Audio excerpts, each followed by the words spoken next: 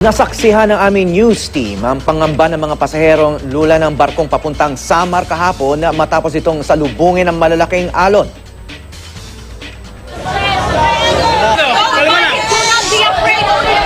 Wala magpapanik! Wala magpapanik! Kunin nyo lang yung life vest! Nabalot ng takot ang mga pasaherong papunta sa mga bayang binayo ng bagyong Yolanda para hanapin ang kanilang mga mahal sa buhay. Naging malumanay ang sitwasyon nang may nag-anunsyo na normal lang ang kanilang naranasan.